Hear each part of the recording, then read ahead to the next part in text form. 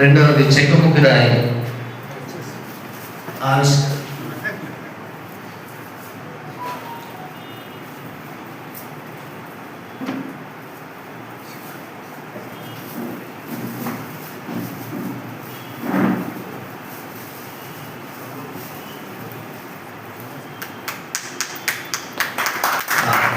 చెక్కుముక్కు రాయి ఆవిష్కరణ సందర్భంగా చప్పట్లు కొట్టి అభినందిద్దాం మన గౌరవ గారు.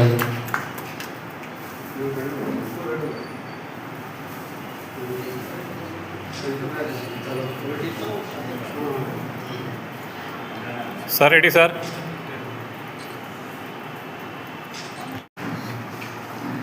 ధన్యవాదాలు సార్. చక్కగా ఉలకరాళ్ళ గురించి మంచి సమీక్ష చేశారు. రచయిత కవి తాను పొందినటువంటి అనుభవాలను అనుభూతులుగా కవిత్వీకరిస్తారు. కాబట్టి తాను యవ్వనం నుంచి ఇప్పటి వరకు వివిధ సందర్భాల్లో పొందినటువంటి అనుభూతిని కవిత్వంగా మార్చాడు. మంచి మంచి కవితలు ఉదాహరణతో చెప్పారు. అందులో సార్ చెప్పిన దాంట్లో కరోనా గురించి రాసిన కవిత నాకు కూడా చాలా నచ్చింది. కరోనా అనేది సైన్స్ని దేవుణ్ణి వేరు చేసింది. కరోనా అనేది మరి శాస్త్రీయతను అశాస్త్రీయతను వేరు చేసింది. నిజంగా కరోనా అప్పుడు దేవాలయాలు మూతపడ్డాయి, చర్చిలు మూతపడ్డాయి, మసీదులు మూతపడ్డాయి. మరి రాత్రి పగలు పనిచేసింది, ఆసుపత్రి పనిచేసింది. మరి విజ్ఞానం అనేది, శాస్త్రీయత అనేది, అశాస్త్రీయత అనేది ఏంటి అనే విషయాన్ని కూడా చక్కగా చెప్పారు. ధన్యవాదాలు సార్. మరి తర్వాత తిమ్మన సార్ గారు, రాష్ట్రోపాధ్యాయ సంఘం మాజీ కార్యదర్శి గారు వేదిక మీదకి ఆహ్వానిస్తున్నాం. సార్ తిమ్మన గారిని చప్పట్లతో వేదిక మీదకి ఆహ్వానిస్తున్నాం.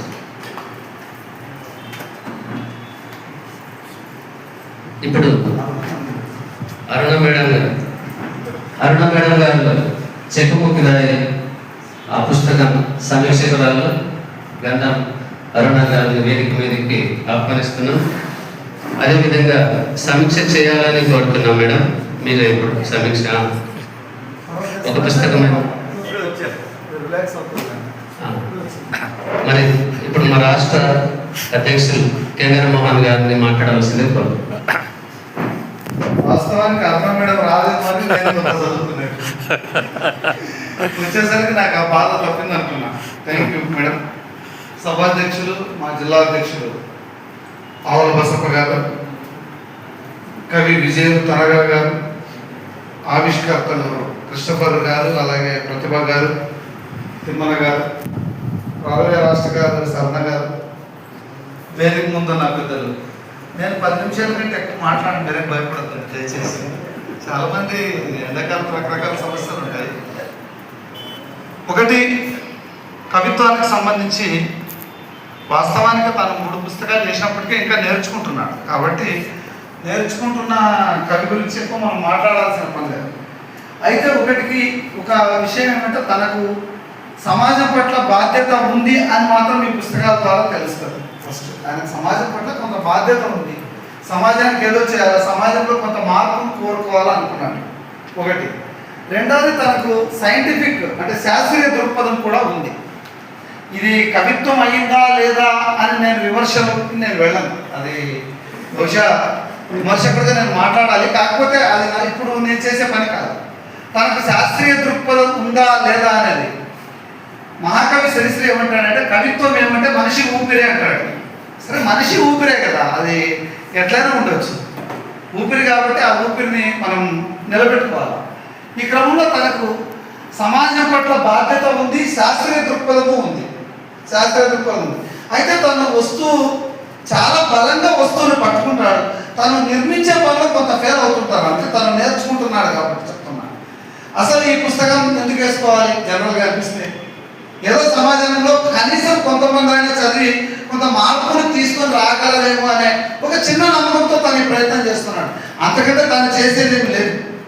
అయితే చూడు, చాలా వీటన్నింటినీ పక్కన పెడితే సమాజంలో ఏదైతే ఇబ్బంది, ఏదైతే సంక్లిష్టతలు, ఏదైతే సమస్యలు ఉన్నాయో దాన్ని పట్టుకున్నాడు. ఈరోజు దేశానికి మతం ప్రమాదకరంగా ఉంది, ఆ మతం గురించి రాశాడు. నేను ఆ విషయంలో చాలా అభినందిస్తున్నాను.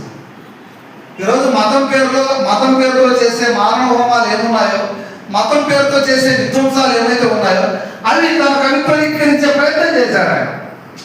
ఈ విషయంలో మనము ఎట్టి పరిస్థితుల్లో దాన్ని వేరే అనడానికి వీల్లేదు.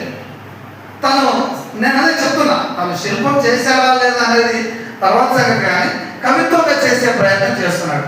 జనరల్గా మేము కవిత్వంలో ఒక చిన్న ప్రయోగం చేస్తుంటాం. వార్త సారు, నేను, కొంత మా టీము ఒక కథ రాస్తే ఆ కథని ఒక 5 మంది కూర్చొని చర్చించిన తర్వాత మేము ఫైనల్లోకి వెళ్తాం. మేమందరం కూడా 5 మందికి 5 కాపీలు వెళ్ళిపోతాయి. దాన్ని సీరియస్గా డిస్కస్ చేస్తాం. డిస్కస్ చేసిన తర్వాత చాలా మార్పులు వస్తాయి. మార్పులు వచ్చిన తర్వాత మేము ప్రజలకు పంపుతాం. కవిత్వంలో ఆ పని చేయడం లేదు, ఎవరు చేయడం లేదు. కవిత్వం రాసే వాళ్ళు ఎవరు చేయడం లేదు. వాళ్ళు రాసింది బాగుందని అనుకుంటారు. మన పిల్లలు మనకు ముందు ఖచ్చితంగా ఉంటే అనుమానం లేదు. అయితే ఇంకా కొంత నాణ్యతగా రాసే అవకాశం ఉంటుంది. అది ఎప్పుడు వస్తుంది, కొంత అధ్యయనం కూడా చేయాలి. ఆయన అధ్యయనం చేసే పరిస్థితి లేదు, ఎందుకంటే తను మామూలుగానే స్పైన్ సమస్యలతో ఉంటాడు. పుస్తకాలు చదివే పరిస్థితి కూడా ఆయనకు లేదు. కాకపోతే తను ఏదైతే సమాజానికి ఏదో ఒకటి చేయాలనే తాపత్రయం ఏదైతే ఉందో అది చాలా గొప్పదని మాత్రం నేను చెప్పగలను. ఇందులో నేను 1-2 కవితలు మాత్రమే చెప్పి నేను ముగిస్తాను. అన్నగారికి టైం నేను తీసుకోండి, మీరు మాట్లాడండి. అయితే ఇక్కడ ఒక 2 కవితలు చాలా ఆసక్తికరమైన కవితలు. కవిత్వమా లేదా తర్వాత ఆలోచిద్దాం, కానీ విభజన అని ఒక కవిత ఉంటుంది. ఇట్లా చెక్కుముక్క రాయాలి. ఎందుకు ఇవన్నీ రాళ్లే పెట్టాడు అనే పేరు నాకు అర్థం కాదు. ఈ అసమానతల సమాజాన్ని రాళ్లతో కొడుతున్నాడు అనే సందేహం వస్తుంది. అన్నగారికి చాలా డౌట్లు వస్తుంటాయి, తర్వాత మాట్లాడలేదు. మతాలుగా, కులాలుగా, రాజకీయ పార్టీలుగా అనేక వర్గాలుగా జనులు విభజనకు భజనలు మానుకుంటే మానవులే మహనీయులు అంటాడు. పేజీ నంబర్ 88లో పుస్తకాల తర్వాత ఆయన ఇస్తాడు, మీరు చూడొచ్చు. మతాలుగా, కులాలుగా, రాజకీయ పార్టీలుగా అనేక వర్గాలుగా జనులు విభజనకు భజనలు మానుకుంటే, చూడండి ఇదొకటి బాగా ఆకట్టుకునే విషయం. రెండవది, దారి మళ్ళింపుల కవిత రాస్తాడు. రాజ్యం ఒక సమస్యతో అతలాకుతలం అవుతూ ఉంటే మరో సమస్య వైపు వెళ్ళడం ఏంటో తతంగమంతా ప్రజల చూపు మరల్చడానికి ఏమో అంటాడు ఆయన. ప్రజల్ని డైవర్షన్ పాలిటిక్స్ ఈ రాజ్యం చేస్తున్నంతగా ఎవరు చేయలేదు. ప్రజల్ని పక్కదారి పట్టించడంలో రాజ్యము, పాలకులు చాలా మంది ఉంటారు. ఇది పసిగట్టగలిగినాడు కవి. ఈ ఏదైతే పసిగట్టగలిగినాడు అంటే తనకు సమాజం పట్ల కొంత బాధ్యత ఉంది అని మాత్రము అర్థమవుతుంది. ఇంకొక కవిత చెప్తాం. ఈయన కవిత్వము లాల్నీల్ దిశగా ప్రయాణం చేస్తాడు. కొంత విప్లవాన్ని కోరుకుంటాడు, అదే సామాజిక అసమానతలు ఈ సమాజంలో ఇవన్నీ అంతం కావాలని కోరుకుంటాడు. అది అందులో ఒకటి చెప్తాడు. మనవాద దృష్టిలో ఆలోచనలో చదువును అది కులాలు మాత్రమే చదవాలి అనే రిజర్వేషన్ ముద్ర వేసేసారు. వారికి మాత్రమే ఉపయోగపడే అనేక రిజర్వేషన్స్ వేసేసుకున్నారు. అంటే దళితులకు రిజర్వేషన్లు ఇచ్చినట్లే ఇచ్చినారు, కానీ వాళ్ళకి కావాల్సిన రిజర్వేషన్లు మాత్రం వాళ్ళు తీసుకున్నారు అంటాడు. ఈరోజు దళితులకి ఏమి ఇచ్చారు, రిజర్వేషన్లు ఇచ్చినట్లే ఉంది. అంటే పాలక వర్గాలు ఎన్ని రిజర్వేషన్లు, ఈరోజు పాలకులు ఎవరు? అధిక సంఖ్యాకులు ఉన్నటువంటి బీసీలు ఈరోజు పాలకులు కాదు. అధిక సంఖ్యాకులు ఉన్న వాళ్ళు ఎవరు పాలకులుగా లేరు. ఈరోజు బీసీలు, ఎస్సీ, ఎస్టీ, మైనారిటీ వర్గాలు ఏవైతే అణచబడ్డ కులాలు ఏవైతే అంటున్నామో అవన్నీ కింద ఉన్నాయి, పాలకుల జాగ్రత్తలో లేరు. ఇవన్నీ పసిగట్టగలిగినాడు కవి, పసిగట్టగలిగినాడు, చెప్పగలిగినాడు. అయితే నా సూచన అంటే కవిత్వం బాగా రాయాలి, అందులో అనుమానం అయితే లేదు. దాన్ని ఖచ్చితంగా అయితే తాను చాలా ఆగమేఘాల మీదుగా కవిత్వం చేస్తున్నాడు. కొంత టైం తీసుకుని తెస్తే ఇంకా బాగా రాయగలడు, కొంత స్పీడ్గా చేస్తున్నాడు పని. అది సాహిత్య సమాజానికి అంత కరెక్ట్ కాదు, కొంత టైం తీసుకోవాలి. టైం తీసుకుని బాగా చదివి ఇంకా రాయగలిగితే తను ఒక పేజీ చదువుతాడా 2 పేజీలు చదువుతాడో తెలియదు, కానీ కాకపోతే చదివి ఇంకా అధ్యయనం చేసి, చాలా మంది కవులు ఏమనుకుంటారంటే మన కవిత్వం మన కాదు, ఇతరుల కవిత్వం చదివితేనే మన కవిత్వం లోటుపాట్లు తెలుస్తుంది. మేమంతా ఇతరుల కవిత్వమే ఎక్కువ చదువుతాం. మొన్న నేను శివారెడ్డి గారిని కలవడానికి వెళ్ళాను హైదరాబాద్. వాళ్ళ ఇంటికి వెళ్తే సార్ ఎలా ఉన్నారు, 80 ఏళ్ళు పైన ఉంటాయి, ఎలా ఉన్నారు సార్, బాగున్నారా, ఆరోగ్యం ఎట్లా ఉందంటే నిద్ర బాగా వస్తుందండి. కవి ఎట్లా నిద్రపోతాడు అని అన్నాడు. కవి ఎట్లా నిద్రపోతాడు? సమాజంలో ఇంత సమస్యలు ఉన్నాయి, ఇంత సంక్లిష్టతలు ఉన్నాయి, కవి అనేవాడు ఎట్లా నిద్రపోతాడు అంటాడు. నిజంగా కవులకు నిద్ర ఉండదు. మీరు నమ్ముతారో లేదు, ఇక్కడ సభలో ఉన్న వాళ్ళ కవులు సీరియస్గా రాసే ఎవరి కవులైనా, ఏ కవి అయినా, విమర్శకుడైనా, రఘుబాబు గారు కావచ్చు, మారుతి గారు కావచ్చు, నేను కావచ్చు, నాగేశ్వరాచార్య కావచ్చు, పార్వతయ్య కావచ్చు, ఇక్కడ ఉన్న కవులు అందరూ కూడా త్వరగా పడుకునే పరిస్థితి లేదు. ఖచ్చితంగా 11, 12, 1 గంటల లేకపోతే ఎన్ని గంటలు అవుతుందో తెలియదు, చదువుతూనే ఉంటారు లేదా రాస్తూనే ఉంటారు. అట్లా చేయగలిగితేనే సమాజానికి అంతో మనం చేయగలిగిన వాళ్ళకు సమాజం మనల్ని ఏమడగదు, కవులు మనమే ఇవ్వాలి సమాజానికి. ఆ ప్రయత్నం ఆయన నిరంతరం చేయాలని కోరుకుంటూ 4వ బుక్ కొంత నాణ్యతగా తీసుకురావాలని ఆయనకి 3 పుస్తకాలకు శుభాకాంక్షలు తెలియజేస్తూ ధన్యవాదాలు. ధన్యవాదాలు సార్. మీ యొక్క పరిచయ సమన్వయానికి. నిజంగా కవి అనేవాడు సమాజానికి ఎంత అవసరమో అని విషయాలు చక్కగా చెప్పారు. ఇప్పుడు చెక్కుముక్కు రాయి ఈ పుస్తక సమీక్షను చేయాల్సిందిగా గంధం అరుణ మేడం గారిని ఆహ్వానిస్తున్నాం. రాష్ట్ర కార్యదర్శి ప్రారవి మేడం గారు, డాక్టర్ గంధం అరుణ మేడం గారు చెక్కుముక్కు రాయికి ఈ పుస్తక సమీక్ష చేస్తారు.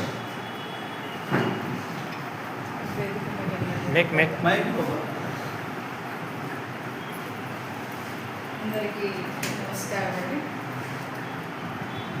చెక్కుముక్కు రాయి, గులకరాళ్ళు ఇవన్నీ న్యాచురల్గా ఉండేటటువంటి, వీటిని మలచరు.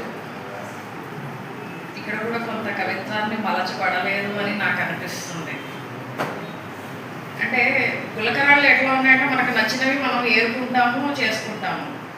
చెక్కుముక్కు రాయి అనేటువంటిది అది నిప్పు పుట్టించేటటువంటి రాయి. ఎన్ని రోజులు మనము కొన్ని ఏళ్ల తరబడి నీళ్ళల్లో నానబెట్టినా దాన్ని పైకి తీసి మళ్ళీ ఇంకో రాయితో కనుక రాపిడి చేస్తే మళ్ళీ అది యథాతథంగా నిప్పును పుట్టించేటటువంటి రాయి. అటువంటి పుస్తకానికి నా టైటిల్ పెట్టుకోవడం అనేటువంటిది జరిగింది. ఇది వచన కవిత్వంగా తీసుకొని రావడం జరుగుతుంది. నాకు బాగా నచ్చింది ఇందులో అంటే ముందు మాట చాలా బాగా నచ్చింది. గంగారం మోహన్ గారు చాలా చక్కగా, చాలా అద్భుతంగా కూడా ఇంత బాగా చేస్తారని నేను అనుకోలేదు.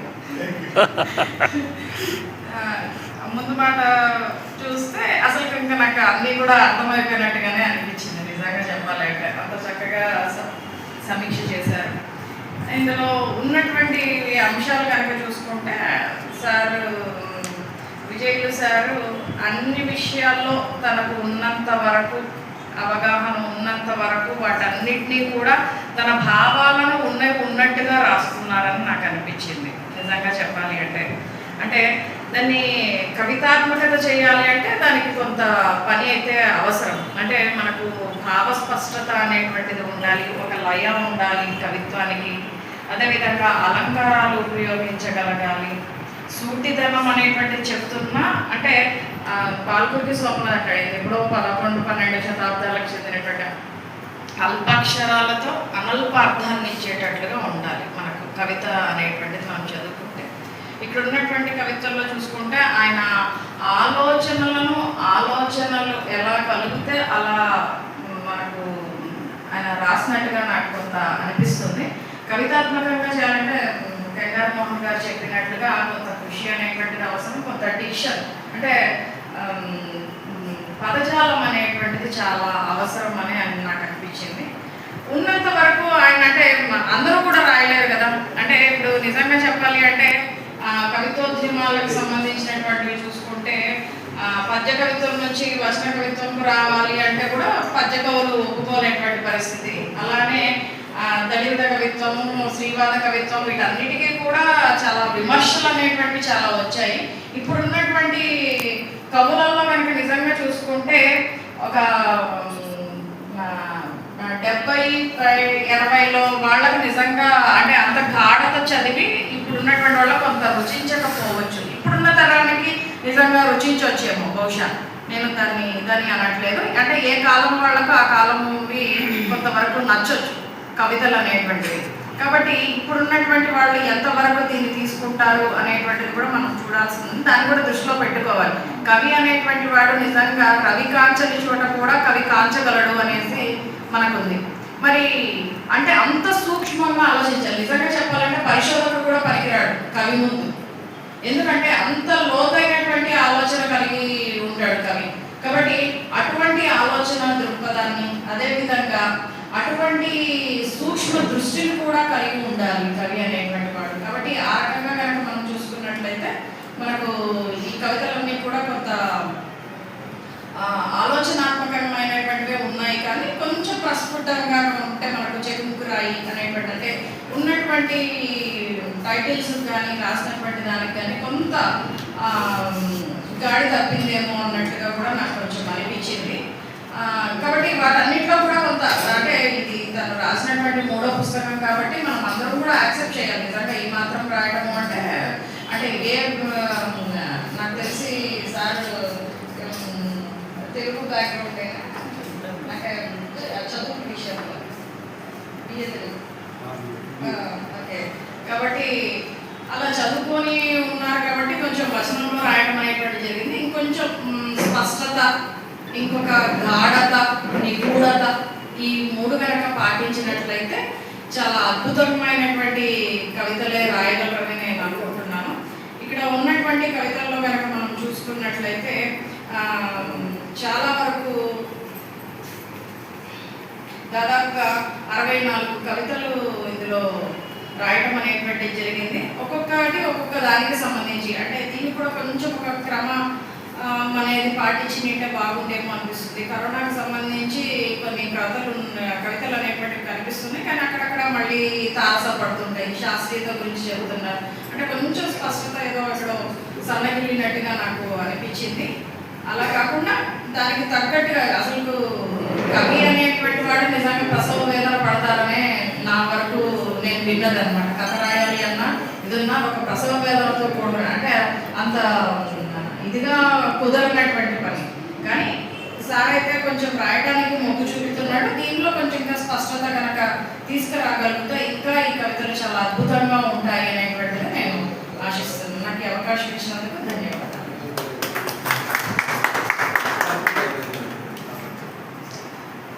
ధన్యవాదాలు మేడం.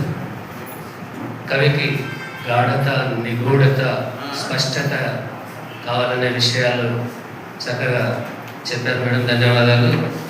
ఇప్పుడు మారుతి పౌరోహితం సార్ గారిని మాట్లాడవలసిందిగా కోరుతున్నాను. సార్ నాగేశ్వర సార్ మాట్లాడండి, మీ తర్వాత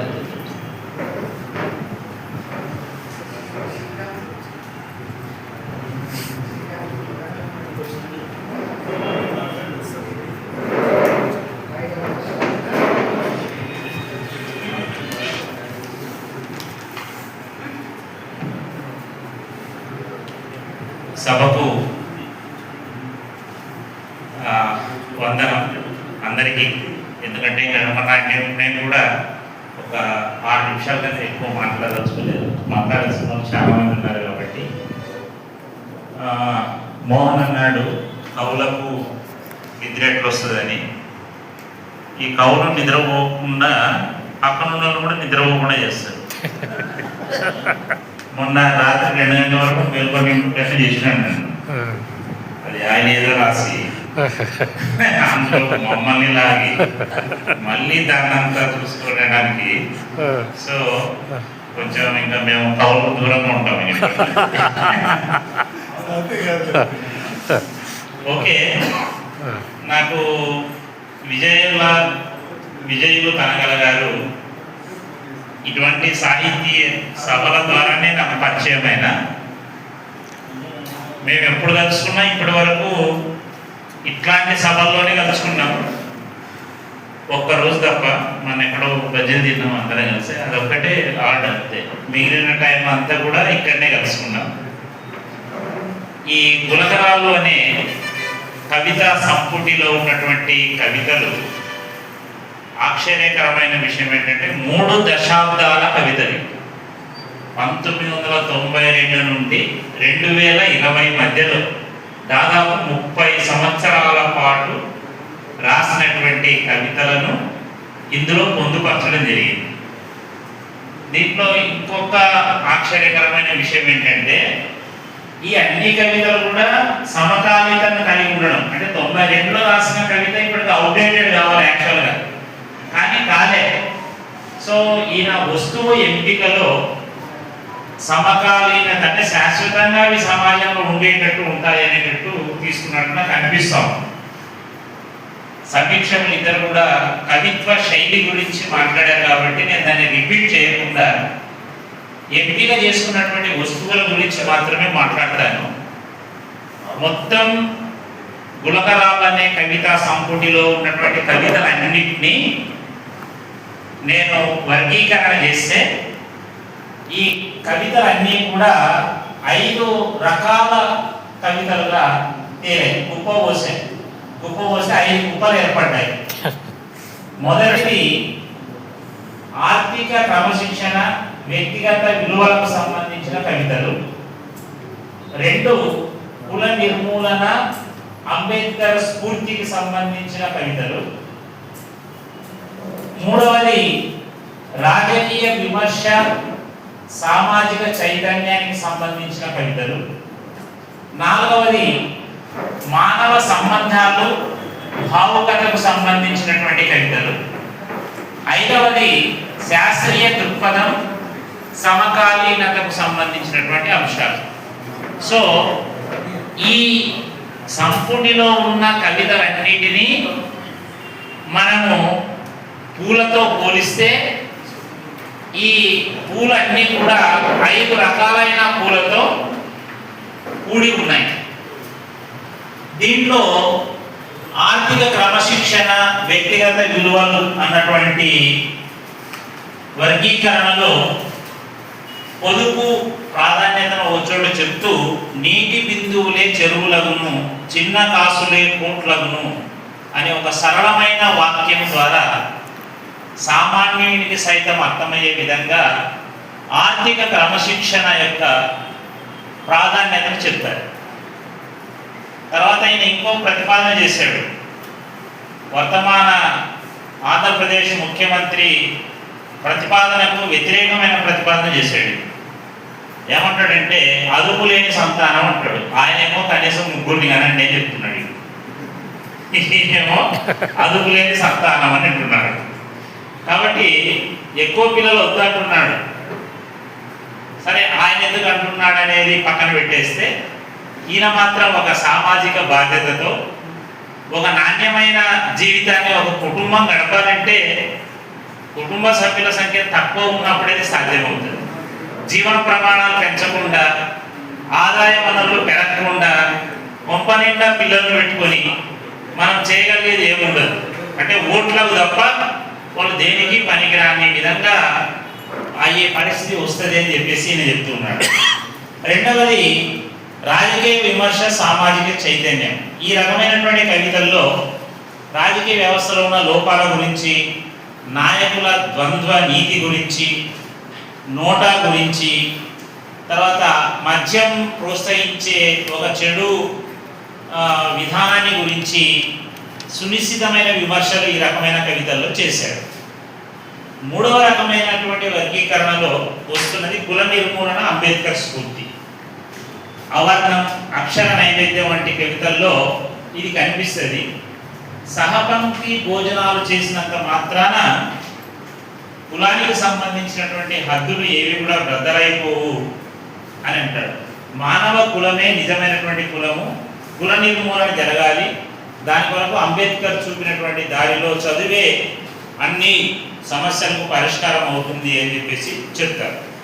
నాలుగవ రకమైనటువంటి వర్గీకరణ మానవ సంబంధాలు మరియు భావుకతకు సంబంధించి ప్రేమ, విరహం, భార్యాభర్తల అన్యోన్యత మీద రాసినటువంటి కవితలు ఇందులో మనసుకు హత్తుకునే విధంగా ఉన్నాయి. ఒకరినొకరు అర్థం చేసుకుని సమిష్టి జీవితాన్ని గడపవలసిన అవసరాన్ని గురించి విజేత ఎవరనే కవిత ద్వారా చెప్తారు. చివరి వర్గీకరణ శాస్త్రీయ దృక్పథం మరియు సమకాలీన అంశాలు, ముఖ్యంగా మూఢనమ్మకాలు లోను కాకుండా. మనమంతా కరోనా టైంలో ఇవన్నీ కూడా చూసాము. అందరూ ప్లేట్లు తీసుకొచ్చి బయట డబడబడబడవ కొట్టాము పోవాలని చెప్పేసి. సో అవేవి కూడా కొంతమంది ఇటువంటి మూఢనమ్మకాలను ఆశ్రయించి ప్రాణాలు పోగొట్టుకున్నటువంటి వాళ్ళు కూడా ఉన్నారు. నా క్లాస్మేట్ సర్కిల్ ఇన్స్పెక్టర్ ఒక అబ్బాయి కూడా ఇట్లనే ప్రాణాలు పోగొట్టుకున్నాడు. సో వ్యాధి నివారణ, వ్యాధి నిర్మూలన మధ్య ఉన్నటువంటి వ్యత్యాసాన్ని కూడా ఈ రకమైన కవితలు చెప్తాడు. తర్వాత సమకాలీనతలో రాయలసీమ వాదాన్ని కూడా వినిపిస్తాడు. అన్నీ అమరావతిలోని పెట్టడం సరికాదు, రాయలసీమకు జరుగుతున్నటువంటి అన్యాయాన్ని కూడా తన కవిత్వంలో ఇతను క్వశ్చన్ చేస్తూ ఉన్నాడు.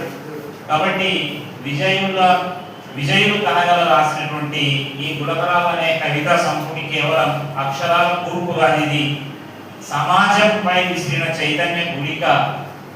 తర్వాత సరళమైన భాషలో వైవిధ్యమైన ఉపమానాలతో పాఠకుని ఆలోచింపచేయగలిగినటువంటి కవిత్వం ఇందులో సాగింది. అందరూ సూచించినట్టుగానే నేను కూడా విజయుడు గారికి ఇంకా బాగా అంటే చదవడానికి ఉన్నటువంటి ఇబ్బందిని గురించి వాళ్ళ బామ్మది చెప్పాడు, అల్లుడు చెప్పాడు కొంత ఇబ్బంది ఉంటుందని. సో దాన్ని ఏదైనా అధిగమించే మార్గం ఉంటే అధిగమించి మంచి ఇంకా ఎక్కువ చదివి తక్కువ కవిత్వం రాయాలని చెప్పేసి నేను హృదయపూర్వకంగా కోరుకుంటూ, ఒకసారి మనకు ఒక రోజు తర్వాత ఒక రోజు వర్షం వచ్చినట్టుగా వరుసగా ఎన్ని రోజులు స్తబ్దత ఉండి ధన్మని 3 కవితా సంపుటులు వేశాడు. మరిన్ని కవితా సంపుటులను ఆయన ప్రచురించాలని, కవిత్వం ఆయనకు ఒక వ్యసనం అయింది, ఆ వ్యసనం కొనసాగాలని మనస్ఫూర్తిగా కోరుకుంటూ నాకు ఈ అవకాశం ఇచ్చిన సాహిత్య శ్రావంతి వారికి ధన్యవాదాలు. Thank you. ధన్యవాదాలు సార్. చాలా మంచిగా సందేశాలు ఇచ్చారు కవిత్వం గురించి. ఇందులో ఉండే కవిత సంపుటిలో కూడా అంశాల వారీగా వర్గీకరించారు కవితల్ని. అదేవిధంగా ఈ కవితలు గులకరాళ్లే కాదు, సమాజంపై విసిరిన చైతన్య గుళికలు అనే విషయాలు చాలా చక్కగా చెప్పారు. ధన్యవాదాలు సార్. ఇప్పుడు డాక్టర్ నాగేశ్వరాచారి గారు విరసం నుండి సార్ వేదిక మీదకి ఆహ్వానిస్తున్నాం. గులకరాళ్ళు ఈ కవిత సంపుటి గురించి సందేశం ఇవ్వవలసిందిగా కోరుతున్నాం. Doctor Nageshwaracharya sir.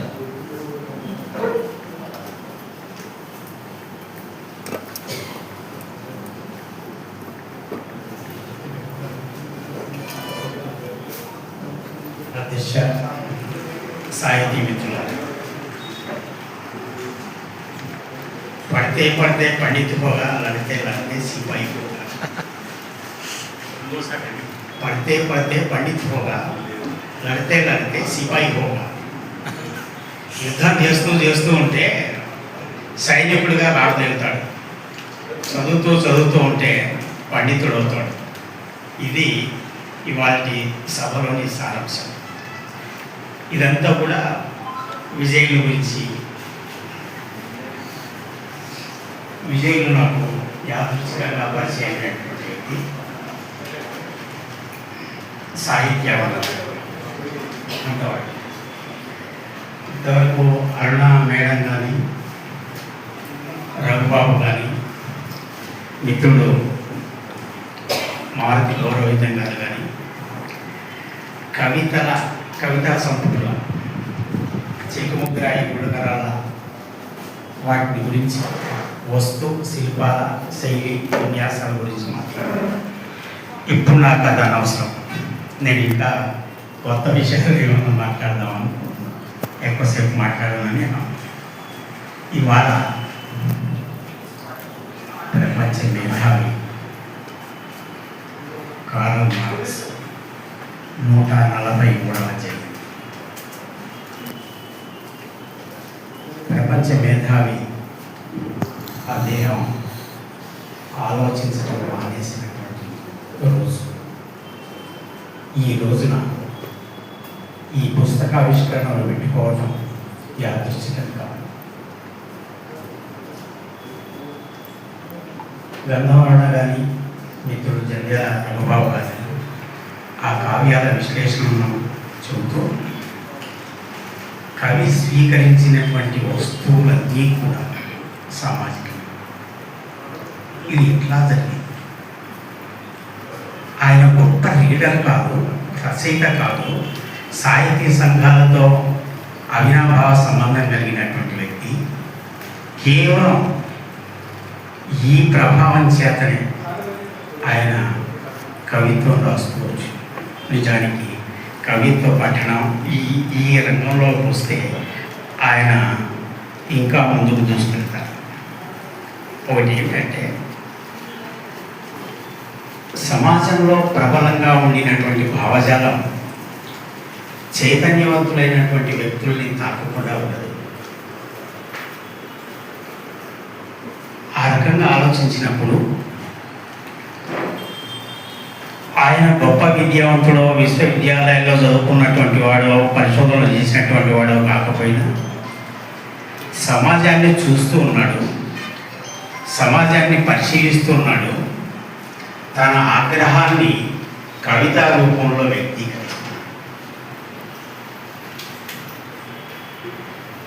విజయులు తనగల ఒక సామాజిక కవి. అందులో కవితా ప్రమాణాలు ఇవన్నీ పక్కన పెట్టండి. ఈ సమాజాన్ని ఎట్లా అర్థం చేసుకుంటున్నాడు, ఏమని అర్థం చేసుకుంటున్నాడు, ఏం చేయమని చెప్తున్నాడు, ఏం చేస్తే బాగుంటుంది అంటున్నాడు. ఇది కదా కావాల్సింది. దీనికి మార్క్స్ క్యాపిటల్లే చదువుకోనవసరం లేదు, గతితార్కిక భౌతికవాదమే చదువుకోనవసరం లేదు.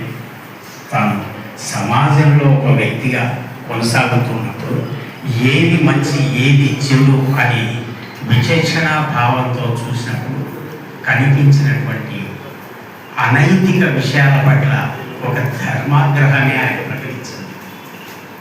ఆ ధర్మాగ్రహం అనేది దానికి తోడు ఒక సామాజిక శాస్త్రాల నేపథ్యం కలిగి ఉంటే ఇంకా ఎంత బలంగా ఉండేది.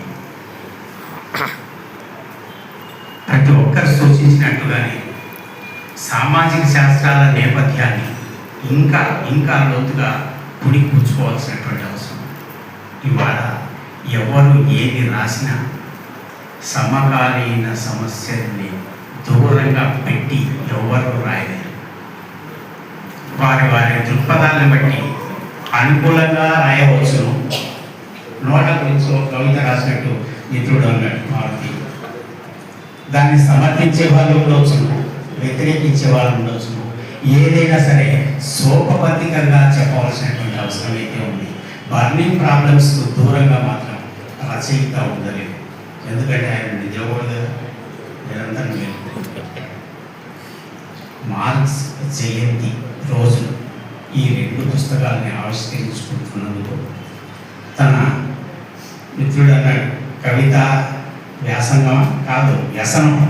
ఆ వ్యసనాన్ని అట్లే కొనసాగిస్తూ అదే నేను అన్నట్టుగా పడితే పండితుగా జలూసి పోయేగా తప్పనిసరిగా ఆయన పండితుడిగా మాట్లాడు, ముందుకు వస్తాడు, మంచి కవితను మనకు అందిస్తాడు. ఆ దిశగా ఆయన పైన కొనసాగించాలని ఆశిస్తూ సెలవు తీసుకుంటున్నాను.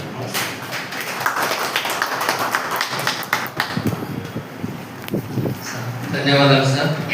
నిజంగా కవి అనేవాడు వ్యసనం ఉంటే కానీ రాయలేడు. సమాజంలో ఉండే రుగ్మతలపై కవి ధర్మాగ్రహాన్ని వ్యక్తం చేస్తారు.